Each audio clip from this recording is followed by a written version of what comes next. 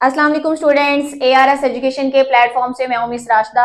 Students, आज हम start करने जा रहे हैं 9th class biology according to new syllabus. जैसे कि आप जानते हैं कि 9th क्लास के जो सिलेबस है उसमें कुछ चेंजेस आई हैं और ये सिलेबस इस साल जो है वो चेंज है। सो हम अपनी ये सीरीज जो है वो अकॉर्डिंग टू न्यू सिलेबस ही चलाएंगे और स्टूडेंट्स मैं कोशिश करूंगी कि आपको इजी वर्ड्स में आपकी बायोलॉजी जो है वो सिलेबस कवर करवा सकूं। और हमने जो है इस बायोलॉजी स्टडी को या बायोलॉजी सब्जेक्ट को एक इंटरेस्ट के साथ और मजे के साथ पढ़ना है, क्योंकि ये सब बात सच में ही ये एक इंटरेस्टिंग और बहुत ही ज्यादा जो है ये एक आप कह लें कि फन देने वाला, या आप देख लें कि आप खुद ऑर्गेनिजम्स हैं, आप खुद एनिमल्स हैं। माइंड ना कीजिएगा, मैंने आपको एनिमल्स कह दिए, लेकिन ये रियलिटी है। तो हमें इस सब्जेक्ट्स में तो जैसे होता है कि भी जो ऑर्गेनिजम्स हैं वो कैसे रहते हैं और कैसे जो है वो अपनी डेवलपमेंट करते हैं, रिप्रोडक्शन कैसे होती है इनके अंदर, और इसके अलावा भी इनके बहुत से प्रोसेस हैं जो कि हम बायोलॉजी के अंदर डील करते हैं। और स्टूडेंट्स जैसे ही 9th क्लास में आते हैं तो बहुत से सब्जेक्ट्स को बोर्डिंग लेते हैं, लेकिन इंशाल्लाह आपके लिए ये बायोलॉजी जो है विद मी एक बहुत ही ज्यादा फैंटेस्टिक, फनी और एक अच्छा जो है वो मजा देने वाला और आपका इंटरेस्ट डेवलप करने वाला एक सब्जेक्ट होगा। आपने बिल्कुल भी परेशानी होना कि बायोलॉजी बहुत मुश्किल है। इंशाल्लाह कंप्लीट सीरीज अपलोड होंगी और आपको ये सारा सिलेबस जो है वो मैं अच्छे से की पॉइंट्स के साथ समझाऊंगी और पेपर में आपने इसको कैसे अटेम्प्ट करना है ये साथ साथ आपको जो है टिप्स देती रहूंगी। इसके साथ ही आज स्टूडेंट्स हम स्टार्ट करने जा रहे हैं अपना फर्स्ट चैप्टर, जो कि आप जानते हैं कि हमारे पास चैप्टर नंबर 1 है द साइंस ऑफ बायोलॉजी। इसमें हमने जितनी भी मेन इसके कंटेंट्स हैं, पॉइंट्स हैं, उनको 1 बाय 1 डिस्कस करना है। आज का जो मेरा पहला लेक्चर है जो कि बायोलॉजी सीरीज में अपना first lecture on 9th class biology deliver करने जा रही हूँ स्टूडेंट्स। ये हमारे chapter number 1 the science of biology में सबसे पहले हम आज किस चीज को डिस्कस करेंगे, बायोलॉजी एंड इट्स ब्रांचेस को, यानी कि बायोलॉजी सब्जेक्ट क्या है और इसकी शाखें क्या है। ये जो हमारे पास लेक्चर है लिखूंगी मैं इसको इंग्लिश में और उर्दू में इसको जो है वो बोलती जाऊंगी, ताकि इंग्लिश और उर्दू मीडियम दोनों जो है वो इसको कंबाइनली अपने लिए जो है वो समझ लें कि इनके लिए फायदेमंद होगा। ठीक है स्टूडेंट्स, इसके साथ ही हम अपने लेक्चर का स्टार्ट लेते हैं। उर्दू मीडियम बच्चों के लिए मेरी ये एक सजेशन है, क्योंकि बच्चे आगे अपने FSC इंग्लिश में ही करनी होती है। तो बहुत से स्टूडेंट्स हैं जो उर्दू मीडियम इंग्लिश जो है बायोलॉजी पढ़ रहे होते हैं। तो बच्चे आप कोशिश करें कि साथ साथ अभी इस ईयर से ही, यानी कि 9th क्लास से ही आप लोग जो है वो इंग्लिश वर्ड्स को भी आप ना हो जाएगी, तो आपके लिए इंशाल्लाह ये FSC में ये सब्जेक्ट जो है वो आसान रहेगा। स्टूडेंट्स, सबसे पहले आज हम देखेंगे कि बायोलॉजी क्या है और इसकी ब्रांचेस क्या है। स्टूडेंट्स, द वर्ड बायोलॉजी जो है इसका मतलब ये है the study of life, the study of life, या फिर आप यहां पे लिविंग ऑर्गेनिजम्स भी लिख सकते हैं, लिविंग ऑर्गेनिजम्स। ये पूरा नहीं लिखा जाएगा। बायोलॉजी क्या है, द स्टडी ऑफ लाइफ और living organisms, because it's drive from 2 words, ये 2 वर्ड से मिलकर बना हुआ है। पहला वर्ड है बच्चे इसमें हमारे पास बायो, और बायो का मीन क्या है, लाइफ, और लॉजी मतलब बच्चे सेकेंड वर्ड हमारे पास क्या है, लॉजी। पहला है बायो, दूसरा लॉजी। लॉजी का मतलब है स्टडी। सो बायोलॉजी कंबाइनली आप इसको डिफाइन करेंगे, it is the branch of science that deals with the life और living organisms is known as a biology. इसके साथ ही बच्चे हम इसकी ब्रांचेस को पढ़ेंगे। सबसे पहली जो ब्रांच है हमारे पास वो है एनाटॉमी, इसको एनाटॉमी भी कहा जाता है। बच्चे, it is the branch of biology that deals with the physical structure of organisms. Organisms का जो फिजिकल स्ट्रक्चर होता है उसकी स्टडी को हम क्या कहते हैं, एनाटॉमी। पार्टिकुलरली खास तौर पर जो है वो ह्यूमंस का जो फिजिकल स्ट्रक्चर है उसकी स्टडी को हम क्या कह रहे होते हैं, एनाटॉमी कहते हैं। बच्चे, it helps us in disease diagnose, ये हमें बीमारियों को शिनाख्त करने के लिए, डायग्नोसिस के लिए, इसके साथ ही बच्चे ये मेडिकल डिवाइस डेवलपमेंट के लिए, यानी कि जो भी मेडिकली डिवाइसेस डेवलप होते हैं डिजीज के खिलाफ जो है यूज होने के लिए वहां पे, and improvement of life, improvement of quality of life, यानी कि जो लाइफ की क्वालिटी है उसकी इंप्रूवमेंट के लिए भी आप क्या स्टडी करते हैं, एनाटॉमी को। और यहाँ पे आप इसकी एग्जाम्पल क्या लिख सकते हैं, एग्जाम्पल में आप कोई भी एग्जाम्पल दे सकते हैं, किसी भी पार्ट की स्टडी को ले लें, like the study of organs of digestive system, यानी कि आपका जो खुराक आप खाते हो इसका जो डाइजेस्टिव सिस्टम है उसके ऑर्गन्स की जो स्टडी है उसको हम क्या कहते हैं, एनाटॉमी। ठीक है बच्चे, ये हमारे पास पहली ब्रांच है। ये मैं आपके सामने सिर्फ की पॉइंट्स लिखूंगी और आपने ये की पॉइंट्स ही अपने ध्यान में रखने और फिर इसको जो है वो आपने खुद डेफिनेशन बना के लिख लेना है। सेकेंड बच्चे हमारे पास जो ब्रांच है वो है जी physiology. It is the branch of biology that deals with the functioning, जो फंक्शंस होते हैं यानी कि काम जो होते हैं, functioning of organs of living organisms, यानी कि जो फंक्शनिंग ऑफ ऑर्गन्स है उनकी जो स्टडी होती है उसको बच्चे हम क्या कहते हैं, फिजियोलॉजी कहते हैं। और ये कहां पे, लिविंग ऑर्गेनिजम्स में, लिविंग ऑर्गेनिजम्स में। फॉर एग्जाम्पल बच्चे आप ब्लड सर्कुलेटरी सिस्टम ले लें, blood circulatory system, blood circulatory system किस तरीके से ये खून यानी ब्लड को और जरूरी न्यूट्रिएंट्स को आपकी पूरे बॉडी में सर्कुलेट करवा रहा है। जब आप इसकी फंक्शनिंग को स्टडी करेंगे दैट्स मींस आप क्या पढ़ने जा रहे हैं, फिजियोलॉजी। बच्चे इससे अगली ब्रांच हमारे पास है एम्ब्रियोलॉजी। एम्ब्रियो की टर्म तो आपने सुनी होगी, वहां से ही ये क्या है, embryology. So it is the branch of biology that deals with the development of an organism from a fertilised egg, यानी कि एक एग जिसकी फर्टिलाइजेशन हुई है वहां से जो एक नया ऑर्गेनिज्म बनता है, एक नया इंडिविजुअल बनता है, उसकी स्टडी को हम क्या कहते हैं बच्चे, एम्ब्रियोलॉजी। सो हम यहां पे क्या लिखेंगे, the branch of biology that deals with the study of development of new organism, ये न्यू इंडिविजुअल भी आप लिख सकते हैं। कहां से बच्चे, फ्रॉम फर्टिलाइज्ड एग, कहां से बच्चे, फर्टिलाइज्ड एग से जो है वो जो एक नया इंडिविजुअल बनता है या ऑर्गेनिज्म बनता है उसकी स्टडी को हम क्या कहते हैं, एम्ब्रियोलॉजी कहते हैं, यानी कि हम एम्ब्रियो की स्टडी कर रहे हैं। और इसके साथ ही बच्चे हम देखते हैं यहाँ पे कोई भी जो टिश्यू या ऑर्गन है वो उसके अंदर कैसे बन रहे हैं, या आप कह सकते हैं टिश्यू एंड ऑर्गन डेवलपमेंट, या जो भी आप कह लें कि इसकी जो डेवलपमेंट हो रही होती है, जो बनना है इनका, उसकी स्टडी भी इसमें की जाती है। और इसके साथ ही बच्चे हम इसमें बर्थ डिफेक्ट्स भी देखते हैं, क्योंकि ये एम्ब्रियो है और यहां से बर्थ डिफेक्ट्स भी हो सकते हैं, यानी कि जो पैदाइश है, जो पैदा होना या बनना है एक नए इंडिविजुअल का, उसमें कुछ डिफेक्ट्स आ सकते हैं और फिर उनका मेडिकल ट्रीटमेंट भी हम इसमें पढ़ते हैं, यानी कि उसको हमने कैसे जो है वो मेडिकली ट्रीट करना है अगर कोई हमारे पास बर्थ डिफेक्ट आ जाता है। ठीक है, इसके साथ ही बच्चे हमारी जो नेक्स्ट ब्रांच है वो है जेनेटिक्स, वरासत। उर्दू में क्या है, वरासत। अब वरासत में क्या होता है जी, आपको जमीन जायदाद ये सारी चीजें तो मिलती हैं बाप दादा के नाम से, लेकिन जब आप पैदा होते हैं तो कोई कह रहा होता है कि ये बच्चा अम्मा पे है, यानी मदर पे है, या कोई बाबा पे है। तो ये जो हमें सेंटेंस सुनने को मिलते हैं, ये किस वजह से, क्योंकि ये कुछ कैरेक्टरिस्टिक्स होती है, यानी कि जो एक ऑफस्प्रिंग को मिल रही है, एक बच्चे को जो खसूसियात मिल रही है वो पेरेंट्स से मिल रही होती है। तो वो ब्रांच बायोलॉजी की जिसके अंदर हम ये स्टडी करते हैं कि वो खसूसियात जो है पेरेंट्स से कैसे औलाद में, ये ऑफस्प्रिंग में जाती है, तो उसकी स्टडी को हम सिंपली क्या कहते हैं, वरासत या जेनेटिक्स कहते हैं। इंग्लिश में हम इसको यूं कहेंगे, it is the branch of biology that deals with the study of characteristics, या आप यहां पे ये भी लिख सकते हैं ट्रांसफर ऑफ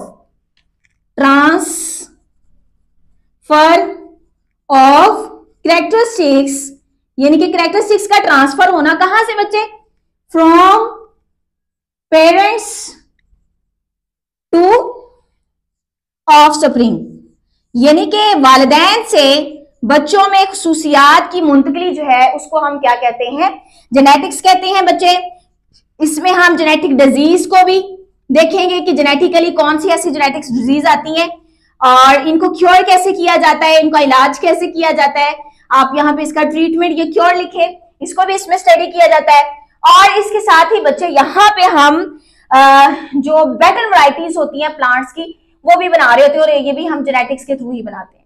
तो हम यहाँ पे लिख सकते हैं बेटर जो वैरायटी आप लिख लें, बेटर वैरायटीज ऑफ प्लांट्स, ये भी आप बच्चे जेनेटिक्स की स्टडी के थ्रू ही जो है वो गेन कर सकते हैं।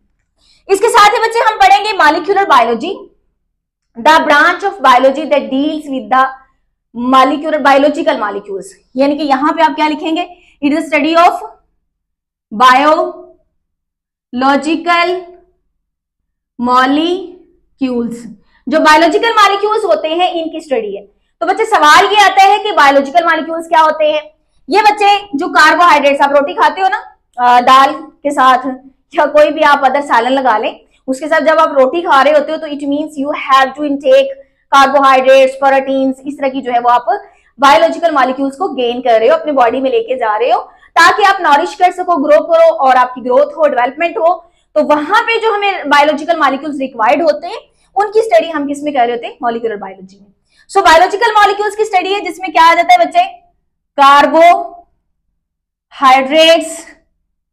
प्रोटीन्स इसमें होती हैं, और इसके अलावा बच्चे इसमें फैट्स हैं, इसमें लिपिड्स हैं।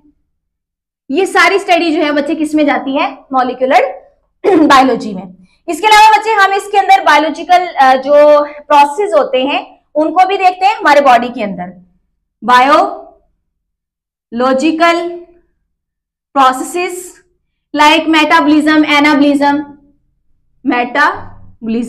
मेटाबॉलिज्म में क्या होता है, आपने देखे जो एक बाइट लिए, एक रोटी का नवाला लिया, उसको अपने बॉडी में लेके गए हो, तो उसके अंदर क्या ऐसा प्रोसेस हुआ है जिससे आपके बॉडी को एनर्जी मिली और आपने ग्रो किया, आपके बॉडी ने ग्रोथ की, तो ग्रोथ कैसे हुई, ये सारी स्टडी जो है किसमें आती है, बायोलॉजिकल प्रोसेस में, जो कि मेटाबॉलिज्म के थ्रू हो रहा होता है।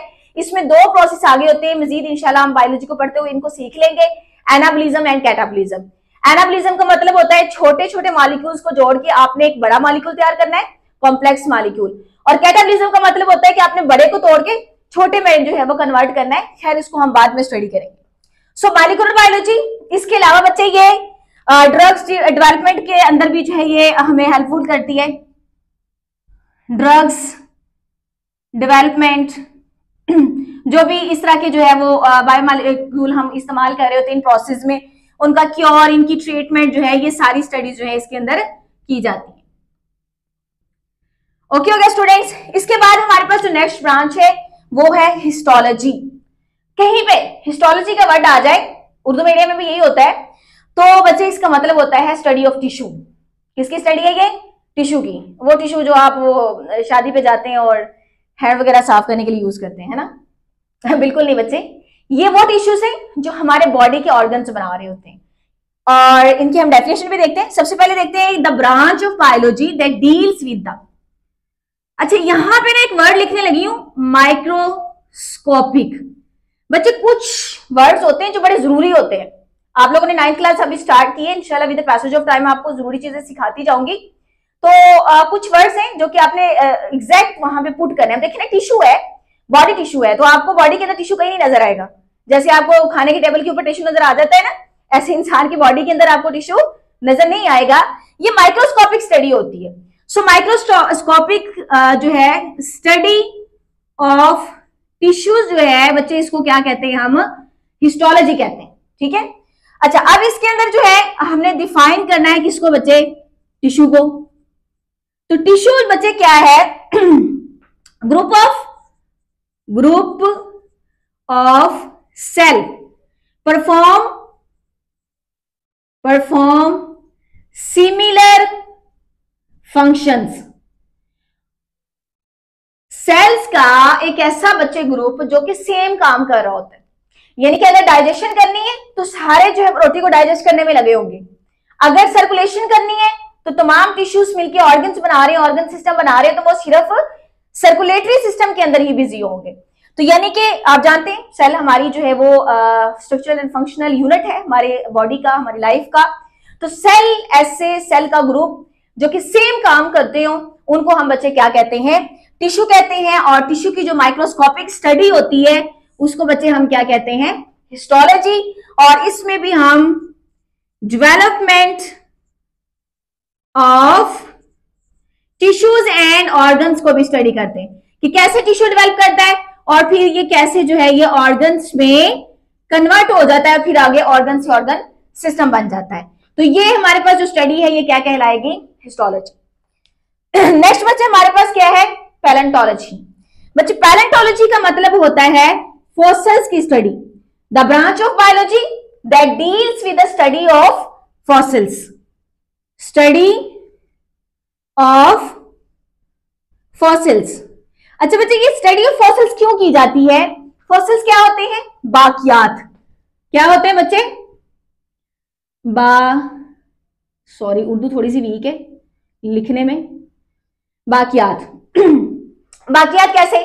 कोई लिविंग ऑर्गेनिज्म, लाइक उसमें एनिमल भी हो सकता है, कोई ट्री हो सकता है, कोई प्लांट हो सकता है, मर गया है, मतलब उसकी डेथ हो गई है और वो जमीन के नीचे दब गया है, और दब जाने के जो है हजारों सालों के बाद जब आपको उसका कोई वजूद, कोई पार्ट जो है बाकी मिल जाता है, बाज़ दफा पूरा ऑर्गेनिज्म भी मिल जाता है, तो वो जो बाकियात होते हैं, वो जो वहां से हम फॉसिल्स निकाल रहे होते हैं, उनकी स्टडी को हम क्या कहते हैं बच्चे?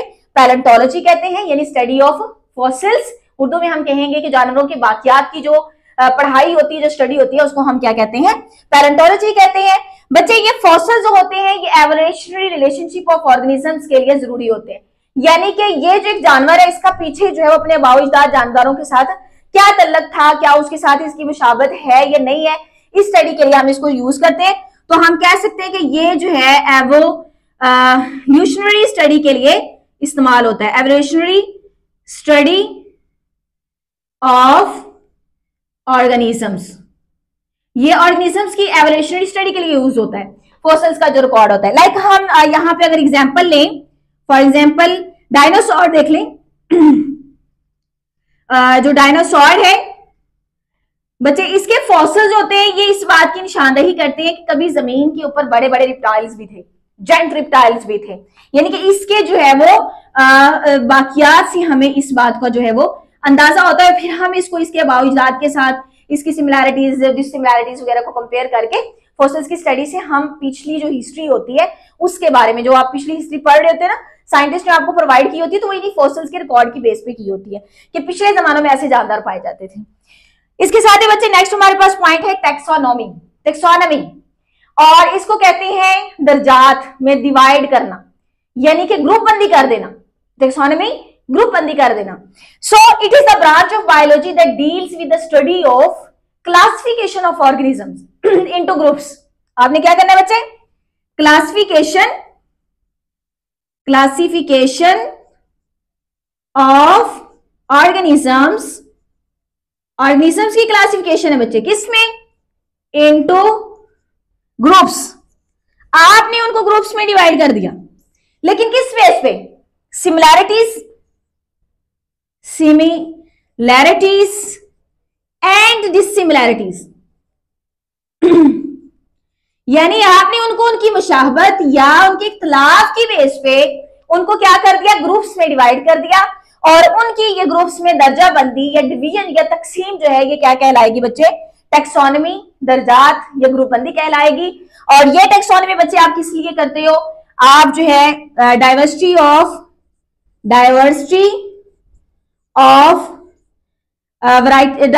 ऑर्गेनिजम्स या स्पीशीज लगा लें, ऑर्गेनिजम्स और स्पीशीज ऑफ लिविंग ऑर्गेनिजम्स, यानी कि आपने इनके अंदर डाइवर्सिटी देखनी है, कितनी किस्म के जानदार पाए जाते हैं।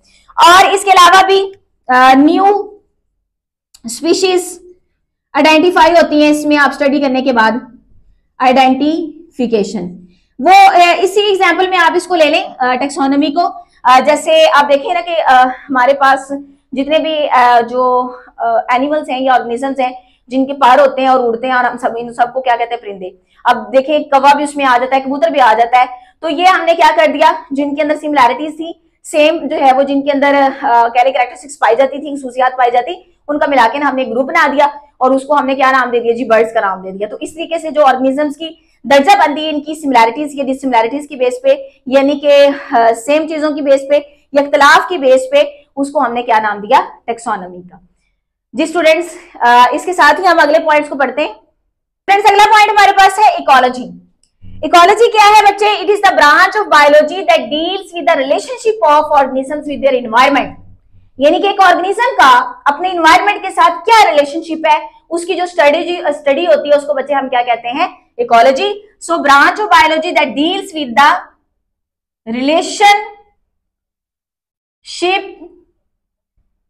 रिलेशनशिप ऑफ ऑर्गेनिजम्स किसके साथ बच्चे, अपने इन्वायरमेंट के साथ, अपने माहौल के साथ जो इनका रिलेशनशिप होता है उसको हम क्या कहते हैं, इकोलॉजी कहते हैं। और ये भी बच्चे किस लिए, ये इन्वायरमेंटल प्रॉब्लम्स को सॉल्व आउट करने के लिए, इन्वायरमेंटल जो है वो प्रॉब्लम्स को देखने के लिए, प्रॉब्लम्स को जो है, और इसके अलावा बहुत सी जो है वो हमारी स्पीशी या डाइवर्सिटी जो होती है उनकी आइडेंटिफिकेशन करनी होती है, या उनके जो है वो इन्वायरमेंट में जो मसाइल होते हैं, प्रॉब्लम्स होते हैं, उनको जो है वो देखने के लिए कि क्या वो बेस्ट सर्वाइवल शो कर रहे हैं या नहीं कर रहे, अगर नहीं कर रहे तो वो क्यों नहीं कर रहे। तो इस तरह की जो तमाम कैरेक्टरिस्टिक्स होती है उनकी स्टडी के लिए हम क्या करते हैं, इकोलॉजी को पढ़ते हैं। लाइक आप यहाँ पे फूड चेन ले लें, फूड चेन जो कि हमारे पास बच्चे एनर्जी एंड न्यूट्रिएंट्स की डिवीजन के लिए या इनकी तरसील के लिए, इनकी सर्कुलेशन के लिए जो है वो यूज हो रही होती है। तो फूड चेन में एक जानवर दूसरे को, दूसरा तीसरे को खाता है, और फिर तीसरा जो पहले की खुराक बन जाता है। तो ये एक पूरा तसलसल चलता है, और माहौल में एडजस्टमेंट करने के लिए, फिट रहने के लिए ये जो है माहौल के साथ इंटरेक्शन कर रहे होते हैं। इसकी स्टडी को हम क्या कहते हैं, इकोलॉजी। इसके साथ ही बच्चे अगली हमारे पास ब्रांच है मैरीन बायोलॉजी, गंदे पानी में रहने वाले जानदार। ये आप कह सकते हैं the branch of biology that deals with the study of organisms in oceans और साल्ट वाटर। ओशन या साल्ट वाटर के अंदर जो डाइवर्सिटीज होती हैं या जो ऑर्गेनिजम्स पाए जाते हैं उनकी जो है स्टडी को हम क्या कहते हैं, मैरीन बायोलॉजी। और जो मैरीन डाइवर्सिटी होती है बच्चे, उनके जो है क्या डिफेक्ट्स हैं या उनको क्या प्रॉब्लम्स सेव करने पड़ते हैं, पोल्यूशन वगैरह हो गई है कोई, या इनकी न्यू डाइवर्सिटी जो है वो हमारे पास कैसे डिस्कवर होती है, न्यू डाइवर्सिटीज कैसे जो है वो सामने आती है, इनकी स्पीशीज कैसे जो है वो डिस्कवर होती है। ये सारी चीजें जो हम मैरीन बायोलॉजी के अंदर पढ़ रहे होते हैं। जैसे हम कोरल रीफ्स की स्टडी करें, अगर कोरल रीफ्स की, ये इसके एग्जांपल में आ जाएंगे बच्चे। तो ये जो है किस तरीके से एक मैरीन बायोलॉजी के अंदर अपना बेस्ट सर्वाइवल शो करते हैं, अडॉप्ट हैं, खुराक कैसे लेते हैं, कैसे बनाते हैं, इनकी पूरी जिंदगी का क्या दारोमदार है, इन तमाम की स्टडी हमारे पास क्या कहलाती है, मैरीन बायोलॉजी। इसके बाद बच्चे हमारे पास है pathology, study of disease, study of बीमारियों की जो पढ़ाई है उसको हम क्या कहते हैं, पैथोलॉजी। अच्छा जी, बीमारी हुई क्यों, कॉज क्या है इसका, फिर आपने उसको शिनाख्त कैसे की कि इसको बीमारी है, डायग्नोसिस। इसके बाद बच्चे आपने फिर उसका ट्रीटमेंट कैसे करना है, ट्रीटमेंट कैसे करना है, आपने उसका इलाज कैसे करना है, जैसे आपका होता है अगर आप ना पढ़ो तो सॉरी। तो ये तमाम चीजें जो है जब हम स्टडी कर रहे होते हैं इसको हम क्या कहते हैं, पैथोलॉजी। जैसे बच्चे आप एग्जांपल ले लें, एग्जांपल गिवन है कैंसर की। तो जो कैंसर है ये आपको पता है अनकंट्रोल्ड सेल डिवीजन होती है। क्या होती है, अनकंट्रोल्ड सेल डिवीजन। तो ये अनकंट्रोल्ड सेल डिवीजन कैसे हुई, यानी कि आप सेल्स के डिवीजन को अब जो है वो रोक नहीं सकते, नॉर्मल सेल्स बन रहे हैं, स्प्रेड हो रहे हैं और वो कैंसर कॉज कर रहे हैं। तो ये तमाम स्टडी जो है वो क्या कहलाएगी बच्चे, पैथोलॉजी। नेक्स्ट ब्रांच है हमारे पास इम्यूनोलॉजी, यानी इम्यून सिस्टम से बिलोंग है, and it is a branch of biology that deals with the system that deals with the immune system. Immune system किसके खिलाफ होता है बच्चे, कुव्वते मुदाफियत, बीमारियों के खिलाफ। यानी कि आपके ऊपर किसी पैरासाइट ने, किसी बैक्टीरिया ने, किसी माइक्रोब ने अटैक कर दिया तो आपने उसका अटैक का अच्छा डिफेंड किया आपकी बॉडी ने, और बॉडी में डिफेंड करके आपने बीमारी नहीं होने दी, बुखार नहीं हुआ आपको। जैसे बहुत से बच्चे बुखार चढ़ा के अगले दिन स्कूल आके कह रहे थे टीचर जी एक दिन का बुखार था, रात को बुखार हुआ, सुबह उतर गया। तो बच्चे आप जो ग्रोइंग स्टेज में बच्चे होते हैं इनका इम्यून सिस्टम स्ट्रांग होता है, ये सुबह को बस आके बहाना होता है। लेकिन खैर बाज दफा ये जो हमारा इम्यून सिस्टम वीक होने की वजह से अगर कहीं पे हार जाए, वीक हो जाए, तो ये बीमारी लग भी जाती है, ये बीमारी हो जाती है, माइक्रोब्स जीत जाते हैं। ये एक लंबी स्टडी है। खैर हमने यहाँ पे सिर्फ ये पढ़ना है कि जो इम्यूनोलॉजी है ये study of immune system against the disease है। कैसे जो है वो हमने प्रॉपर जो है वो इम्यून सिस्टम डेवलप करना है, ताकि जो है वो इम्यूनिटी डेवलप हो, कुव्वत मुदाफियत आए और वो डिजीजेस के खिलाफ जो है वो लड़ सके। और इस तरीके से हमने क्या करना है, फिर हमने जो डिजीज है उसको डायग्नोज करना है, और डिजीज को डायग्नोज करने के बाद बच्चे आपने उसका जो है वो प्रॉपर ट्रीटमेंट करना है, या फिर आपने देखना है कि आप ऑटो इम्यूनाइज जो है वो ऑटो इम्यूनाइज डिजीज कैसे कर सकते हैं, यानी कि आप खुद ब खुद वो जो बीमारी हो गई है ऑटो इम्यूनाइज जो था डिजीज, यानी कि खुद ब खुद बीमारी हुई और आपकी बॉडी ने उसको ठीक कर दिया, आपको कोई मेडिसिन लेने की जरूरत है पेश नहीं आई, तो ये जो तमाम स्टडी है वो क्या कहलाएगी, इम्यूनोलॉजी। बच्चे लास्ट ब्रांच है हमारे पास फार्माकोलॉजी, एंड फार्माकोलॉजी जो है एक बायोलॉजी की ऐसी ब्रांच है जो कि किससे बिलोंग करती है, दवाइयों से। वो दवाइयां जो आप खाते हो जब बीमार होते हो, तो वहां पे जो स्टडी है कैसी दवाइयां बनती हैं, किस बीमारी के खिलाफ कौन सी दवाई खानी है, बनानी है, कैसे उनको स्टोर करना है, ये तमाम जो स्टडी होती है बच्चे, ये क्या कहलाती है, pharmacology. So it is the branch of biology that deals with the drugs, अद्वियात से जो बिलोंग है। आपने कैसे इनको बनाना है, हाउ दे प्रिपेयर्ड, और बच्चे ये किन जो है बीमारियों के खिलाफ यूज हो रही हैं, लाइक आपने जो है वो वैक्सीन बनाई, और वैक्सीन को आपने जो है वो कहां पे यूज किया, किस बीमारी के खिलाफ यूज किया आपने, इनकी जो है वो मैन्युफैक्चरिंग कैसे की है, यानी कि ये कैसे बनाई गई हैं, इनकी क्या खसूसियत है, किस बीमारी के खिलाफ कौन सी जो है आपने दवाई यूज करनी। लाइक बच्चे अगर आप एग्जाम्पल लें तो एंटीबायोटिक्स जो आप इस्तेमाल करते हो वो किसके खाते में आ जाती है, फार्माकोलॉजी के। तो बच्चे ये आज का लेक्चर था हमारा जो कि हमने डिलीवर किया branches, biology and it's branches के ऊपर। इंशाल्लाह नेक्स्ट हम इसके जो है वो पेशों के बारे में स्टडी करेंगे। इसके साथ ही मुझे इजाजत दें, इंशाल्लाह आपकी खिदमत में हाजिर होंगी नेक्स्ट लेक्चर के साथ। अपना बहुत सारा ख्याल रखिएगा, अल्लाह हाफिज।